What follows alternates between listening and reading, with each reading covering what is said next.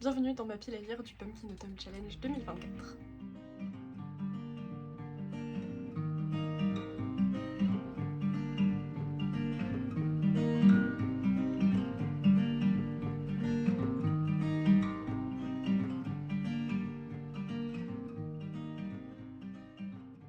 Là, je suis dans un setup qui est un peu particulier, avec un drap pour essayer de cacher ma cuisine, mon énorme citrouille que je peux maintenant montrer fièrement, parce que je l'ai faite de mes mains en crochet. C'est ma meilleure réalisation, je pense, même si elle est vraiment en déco toute l'année chez moi, parce que c'est un peu Halloween toute l'année chez moi. Là, au moins, je peux le justifier. Ceux qui ne connaîtraient pas le Pumpkin Autumn Challenge, c'est un challenge de lecture organisé par Gimose pendant tout l'automne, donc qui commence le 1er septembre en général et termine le 30 novembre. Ça fait, je crois, 8 ans maintenant qu'elle organise tous les ans ce petit challenge de lecture qui est très attendu. Et à chaque fois, je suis très heureuse d'y participer parce que c'est vraiment un moment hyper sympa de partage, d'échange aussi. Et si vous ne savez pas encore ce que c'est, je vous laisserai donc en description toutes les infos, avec les vidéos de Gimose, l'article de blog qu'elle fait en général, donc voilà. Je vous mettrai ce qu'il faut parce qu'elle l'explique beaucoup mieux que moi. Moi, je vais vous dire rapidement les catégories, sous-catégories, vous montrer les livres que j'ai choisi de mettre dedans de ma pile à lire. Alors cette année, c'est plus une pioche à lire, vraiment c'est un peu toute cette partie-là, on va dire. J'avais pas envie de me restreindre et j'avais envie de lire énormément de choses. Donc au lieu de chercher en fonction des catégories et des sous-catégories quel livre me faisait envie, j'ai plutôt pioché parmi les livres que j'avais déjà mis de côté pour ce challenge pour voir dans quoi ils pouvaient rentrer. Et du coup, je suis devant ma petite bibliothèque parce que je me suis dit que ça serait l'occasion de vous montrer un petit peu ma mini bibliothèque de Strasbourg que mon grand-père m'a fabriquée. Je commence tout de suite avec ma pile à lire, enfin ma pioche à lire que j'ai répertoriée dans ce petit carnet. Un des carnets que j'utilise dans le Traveler Notebook est un carnet de lecture, voilà, que j'arrive à tenir. D'ailleurs cette année je vous ferai une vidéo ou un bout de vlog à son sujet. Et donc traditionnellement la première catégorie s'appelle Automne frissonnant et je l'aime toujours beaucoup. La première sous-catégorie c'est l'esprit et le corps, un instant séparé, se retrouvent et s'épousent pour l'éternité, référence à Beetlejuice qui est l'un de mes films préférés, donc j'en suis absolument ravie et vraiment les références de cette année sont absolument géniales. Et donc les mots-clés sont Halloween, fantôme, possession, exorcisme, insectes et comédie, et donc j'ai choisi de mettre 3 livres dans cette sous-catégorie. Practical Magic de Alice Hoffman, qui est le livre qui est à l'origine de l'un de mes films préférés, qui est en français Les Ensorceleuses. Voilà, c'est un livre que je n'ai jamais lu, où j'avais commencé, ou alors j'avais commencé le préquel, je ne sais plus, mais il serait peut-être temps que je le découvre en entier. C'est la couverture la plus kitsch que j'ai jamais vue, je le trouve très laid, mais j'espère qu'il sera bien, et je pense que l'ambiance va être absolument parfaite pour la saison, évidemment. J'ai choisi ce livre pour le mot-clé insecte, puisque Practical Magic, c'est l'histoire de deux sœurs, Sally et Gillian Owen. Et en fait, les femmes de la famille Owens ont une espèce de malédiction qui plane sur elles depuis l'une de leurs ancêtres. Lorsqu'un homme aime une femme Owen, il meurt... dans le film, ils disent quoi? Il meurt rapidement dans l'euphorie de son amour, ou un truc comme ça.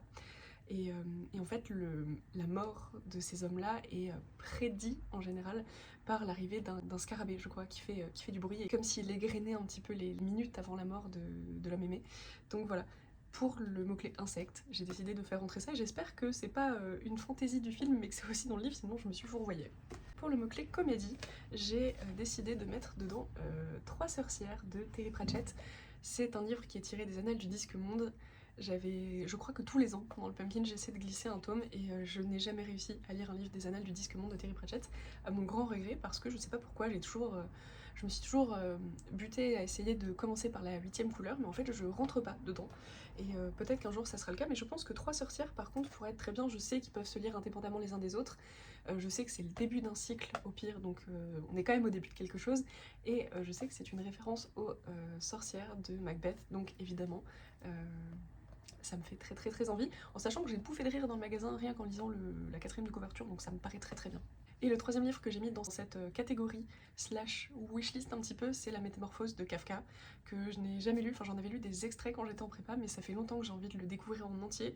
Je sais qu'il est assez court en plus, et c'est l'histoire d'un homme qui se retrouve transformé en cafard, donc je pense que pour la thématique de l'insecte, on est bien. La deuxième sous-catégorie s'intitule Fenêtre cassée, porte ouverte. Et donc on trouve à l'intérieur horreur, huis clos, piège, peur, suspense, thriller et créature. Et donc j'ai mis beaucoup de livres dans cette sous-catégorie parce que les mots-clés me parlent beaucoup. Salem de Stephen King. Et du coup, nous sommes le 9 septembre. Et dans les 5 premiers jours du mois de septembre, je l'ai dévoré. Voilà. Donc, première sous-catégorie validée, on va dire. C'était hyper chouette. Je vous en ferai un avis lecture à un autre moment. Mais voilà, ça colle parfaitement aux thématiques de l'horreur. Presque du piège et du huis clos aussi, parce que ça se passe dans une petite ville très renfermée sur elle-même, où tout le monde se connaît. Enfin voilà. Créature, évidemment. Suspense aussi. Voilà, ça colle vraiment à beaucoup de mots-clés. J'ai aussi décidé de mettre Misery de Stephen King parce que voilà, il y a cette thématique du huis clos, de l'horreur, du thriller. Voilà. Je sais que c'est un écrivain qui est retenu prisonnier chez une fan un petit peu extrême, on va dire. Et donc voilà, je pense que pour peur, huis clos, piège, il y a un petit peu de ça. J'y ai aussi mis Un clown dans un champ de maïs de Adam Cesare. Je sais que c'est un livre qui avait beaucoup plu à Nana Oops, que je vous mettrai aussi en barre d'infos. J'adore sa chaîne, je trouve qu'elle est géniale et qu'elle est hyper... tellement éloquente en fait quand elle parle de quelque chose, elle a un tel vocabulaire, elle est hyper érudite et j'adore regarder ses vidéos, donc voilà. Je sais que celui-ci, elle le conseillait, on dirait vraiment un bon gros slasher que j'imagine presque un peu nanardesque, mais on verra bien. Voilà, pour le côté horreur, thriller, je pense que ça peut carrément coller et ça fait très longtemps qu'il me fait de l'œil, donc hop. Celui-ci que j'attends de lire depuis des mois également, il s'agit de Cold Earth de Sarah Moss, dont j'ai déjà lu un livre qui s'appelait Ghost Wall, qui m'a beaucoup plu, mais qui m'a beaucoup secoué, on va dire. Et je sais que c'est l'histoire d'un groupe de personnes qui est en train d'étudier je ne sais plus trop quoi au Groenland. Et il se trouve qu'ils sont coincés là-bas à cause de la pandémie du Covid-19, donc ils vont être coincés les uns avec les autres. Je pense que pour huis clos, piège et tout ça, ça devrait carrément le faire. Et j'ai aussi mis dans cette sous-catégorie un livre que je n'ai pas avec moi, qui est dans ma grande bibliothèque à Metz. Il s'agit de Avant 7 jours de Nelly Chadour, je crois. C'est un livre qui était sorti l'année dernière chez Les Moutons Électriques et pour lequel j'avais totalement craqué. Puis finalement, je ne l'ai pas lu encore. Je me le gardais pour cette année. Ça se passe sur une île, une petite île où il y a ce côté huis clos, enfermement, je pense, sur une île. Je pense que ça colle. Voilà pour cette sous-catégorie. La suivante s'intitule Le crâne qui parle. Et donc nous avons gardien, cimetière, squelette, zombie, médiéval, sorcière et alchimie comme mots-clés. J'y ai donc mis un livre que je n'ai pas encore, mais que j'ai très hâte d'avoir dans ma pile à lire. Il s'agit de Graveyard Shift de M.L. Rio, qui est l'autrice de If We Were Villains, qui était un énorme coup de cœur. Et donc, enfin, il y a Graveyard dans le titre. Graveyard, cimetière. Je pense que ça colle parfaitement. J'avais très hâte de relire quelque chose de cette autrice et donc il s'avère qu'il sort, je crois, le 9 octobre, si je me trompe pas. Ce livre-là, qui traîne dans ma pile à lire depuis un peu plus d'1 an. Il s'agit de Tout le monde sait que ta mère est une sorcière de Rivka Galchen, publié chez Dalva. Mais je ne sais pas pourquoi, je trouve jamais le bon moment pour le lire. Donc je me dis que pour le mot-clé sorcière, ça devrait bien coller et j'espère peut-être le faire passer cette année. Puis sinon, bah, c'est pas grave, ça sera pour plus tard. Très premier degré cette année au niveau de la pile à lire. Hein. La dernière sous-catégorie de l'automne frissonnant, c'est des pancakes pour 11, référence évidemment à Stranger Things. Nous trouvons donc en mots-clés science-fiction, super-pouvoir, dimension parallèle, espionnage et extraterrestre. Et là, je vous avoue que j'ai été très peu inspirée, ce qui est généralement le cas dans la catégorie science-fiction, malheureusement. Mais j'y ai mis, dans le doute un petit peu, Le Passeur de Lois Lowry. Je sais que c'est un classique de la littérature jeunesse. Si je me trompe pas, c'est de la science-fiction. On verra. Et je crois que c'est à peu près tout ce que j'ai en science-fiction dans ma pile à lire. Nous passons donc à la seconde catégorie du pumpkin, qui est comme toujours automne, douceur de vivre. Ce tableau, comme dirait Guimauve, qui est très cosy, très voilà, dans cette part un petit peu moelleuse de l'automne. Et la première sous-catégorie, c'est donc Take Care of Cinnamon Homes, avec donc comme mot-clé automne, tendresse, foyer, famille, singularité, cosy et gourmandise. Et donc j'ai 2 livres à vous proposer que je n'ai absolument pas avec moi, qui sont encore une fois dans ma grande bibliothèque. Il y a notamment le 2e tome des Mémoires de la forêt de Michael Brun-Arnaud, que vous aurez tous en tête parce que tout le monde a lu au moins le 1er tome des Mémoires de la forêt. J'ai adoré le 1er tome, ça m'a très agréablement surprise. Et donc voilà, j'ai le 2e qui m'attend bien au chaud parce qu'il me paraît absolument parfait pour cette saison. Le 2e que j'ai à proposer, c'est un petit graphique qui s'appelle Gris à travers les automnes de Tony Sandoval et Patricio Botteo. C'est une espèce de bande dessinée ou d'album que j'ai trouvé d'occasion un jour quand j'étais dans une librairie d'occasion. C'était écrit les automnes. Ça me paraissait joli, donc j'ai mis dans ma pile à lire. Seconde sous-catégorie de ce menu, c'est La délicieuse malaventure de Sadima. Et alors là, c'est une référence à Flore Vesco.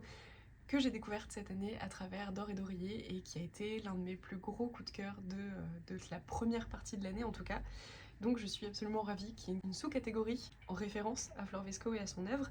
Et nous avons donc en mot-clé conte, réécriture, genre, déconstruction, adolescence et féminisme. Et j'ai 2 ouvrages à proposer. Tout d'abord, un graphique qui traîne dans ma pile à lire depuis un temps infini et que tout le monde a lu. Il s'agit de Podum, voilà, de Hubert et Zanzin. Je ne sais pas pourquoi je n'arrive pas à lire ce graphique, je l'ai commencé, à chaque fois je lis 2 pages et puis je fais autre chose et voilà, je pense qu'il est temps que je le lise parce que j'en ai marre de le voir dans ma pile à lire. En plus c'est un cadeau de mon frère qui l'avait beaucoup aimé, donc j'ai très envie de le lire, plus pour les mots-clés de genre et de féminisme. Et puis j'y ai mis, et c'était fort à propos parce qu'effectivement je le gardais pour le Pumpkin Autumn Challenge, connaissant le fait que Guimauve met souvent des références à des contes.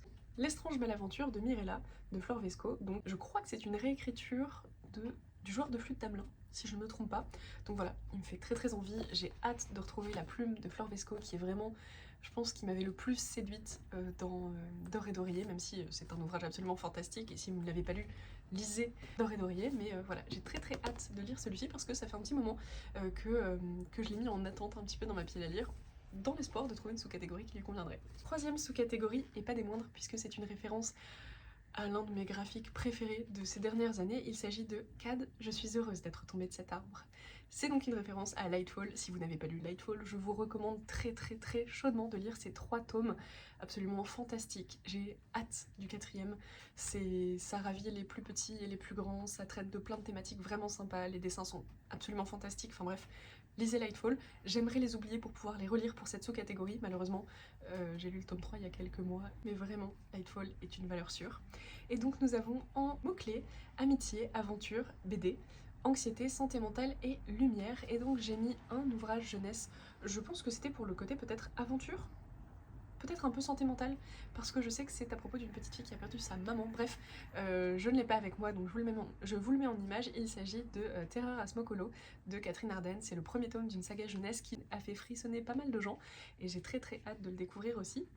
Et j'enchaîne donc avec la dernière sous-catégorie de ce tableau qui est « Je crois bien n'avoir songé qu'à vous seul », référence à Orgueil et Préjugés de Jane Austen, et donc Orgueil, Préjugés, Amour, Célibat, Classique, Sarcasme, Vers et Satire.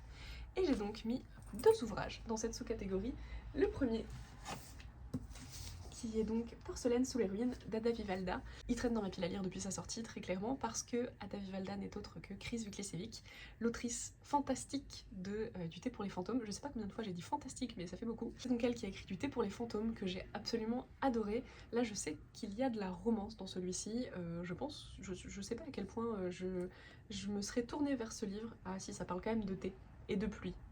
Ok, je suis pas très romance, mais elle écrit délicieusement bien, j'ai très hâte de voir ce qu'elle a concocté pour celui-ci. Il serait temps que je le lise. Second ouvrage que j'ai choisi de mettre dans cette sous-catégorie, c'est Atteindre l'aube de Digli.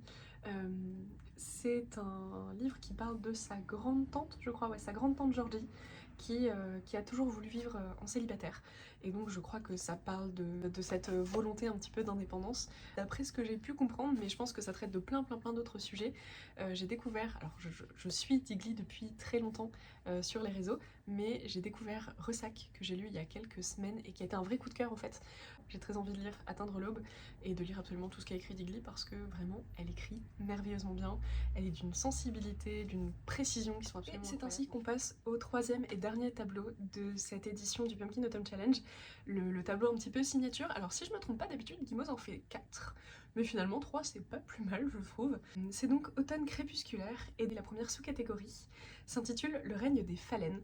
Alors sachez que vraiment, l'inspiration de Guimauve des papillons de nuit de cette année, vraiment ma bête noire. Je suis lépidophobe, donc j'ai peur des papillons, et surtout des papillons de nuit, mais je me soigne petit à petit, donc je considère que Guimauve participe à ma thérapie actuellement. Et donc, le règne des phalènes, les mots-clés sont âme, vie, mort, messager, magie, transformation, ombre, animal et nocturne. J'ai mis 2 ouvrages à l'intérieur. What Moves the Dead de T. Kingfisher. Voilà, je sais que ça parle de mort, c'est écrit dessus. C'est une réécriture de La chute de la maison Usher, si je me trompe pas, d'Edgar Allan Poe, qui est une nouvelle que j'aime énormément, qui me fascine depuis que j'ai genre 11 ans. Ça fait très longtemps que j'ai envie de le lire, je me le suis enfin procuré, et ça fait des semaines qu'il est en attente pour le Pumpkin, donc très hâte de le lire. Si glissé La mécanique du diable de Philippe Pullman. Alors là, c'est vraiment un petit peu à l'aveugle parce que il me semble que c'était Miss Bookie Harmon sur YouTube, donc Sarah, qui en avait parlé et qui parlait du fait que c'était un apprenti horloger et qu'il y avait une histoire de meurtre et de médecin légiste ou de dissection quelque part. C'est très très nébuleux comme souvenir. Ça fait très longtemps que je veux le lire, peut-être que ça serait une bonne lecture. J'espère que ça serait une bonne lecture. La seconde sous-catégorie s'intitule Voyageuse contemplant une mer d'étoiles et nous avons comme mots-clés romantisme, poésie, lyrisme, mystère, rêve, cauchemar, émotion et vague à l'âme. Et donc pour le mot-clé rêve, donc j'ai mis Le cirque des rêves d'Erin Morgenstern. Pareil, ça fait longtemps que j'attends de pouvoir le lire, enfin de trouver une bonne occasion de le lire. C'est l'autrice de La mer sans étoiles que j'ai adoré il y a un peu plus d'1 an maintenant. On m'a dit un jour qu'il y avait une ambiance très burtonesque, Tim Burton dans cet ouvrage, donc voilà, j'ai très très hâte de le découvrir. L'avant-dernière sous-catégorie, c'est donc La chute de Lorelai, avec ange, déchu, éthéré, prophétie, mémoire, roman choral, fleurs, envoûtant et évanescent. Et c'est une référence. Bonjour mon invité félin. Bonjour toi. Est-ce que tu veux aller à la cuisine? J'ai ouvert pour le chat. La chute de Lorelai, c'est donc une sous-catégorie qui est en référence à Diamant de Vincent Tassi. Ça fait longtemps que j'ai envie de lire des livres de Vincent Tassi, notamment Apostasie, qui me fait très très envie. Donc Diamant et Apostasie sont un petit peu dans ma pile à lire non officielle depuis longtemps, parce qu'ils sont dans ma wishlist, et ils font partie des ouvrages que j'ai très très envie de découvrir. Mais il se trouve que le tableau qui a servi de couverture pour Diamant de Vincent Tassi est aussi ce qui a servi de couverture pour Notre part de nuit de Mariana Enriquez.